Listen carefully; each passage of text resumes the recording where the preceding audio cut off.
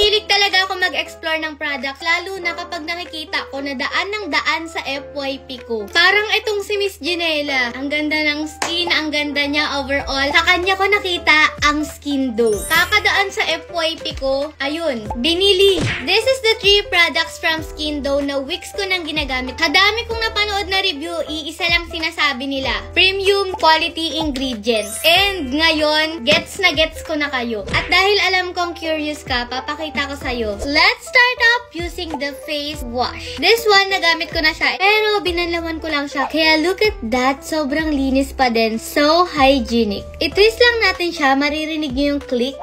Yan, lalabas yung product from there. And magagamit mo na siya pang skincare. Ay, ang sarap. Ang soft niya sa pakiramdam. Yung packaging niya nakakatulong para mas ma-apply mo ng maayos yung facial wash. This one has fermented microalgae. Nakakatulong yon for anti-aging. So, sa mga gusto fresh sila habang tumatanda sila, eto na! May ceramide and may collagen peptide. Banlawan ko lang to tapos babalikan ko kayo. Nakikita nyo ba yan? The face wash pa lang ginamit ko, pero ang ganda ng epekto sa skin ko. Hydrate na hydrate, and mukhang plump pa yung skin ko. Talagang mine na mine. After that, i-apply ko na ang BFF ko, kasi tignan nyo naman.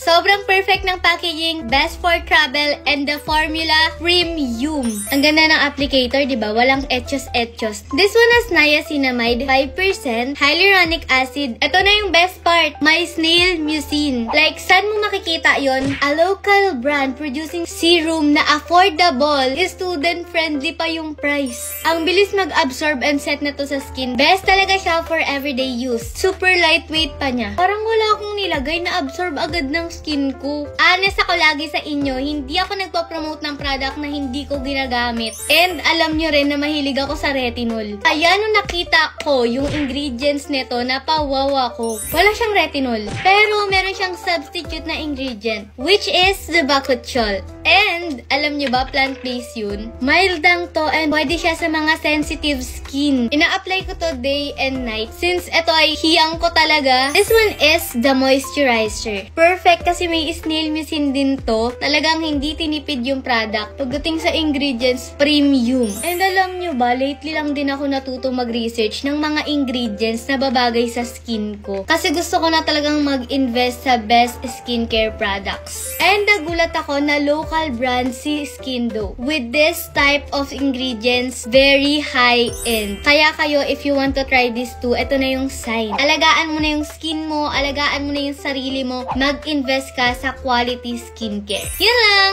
Bye!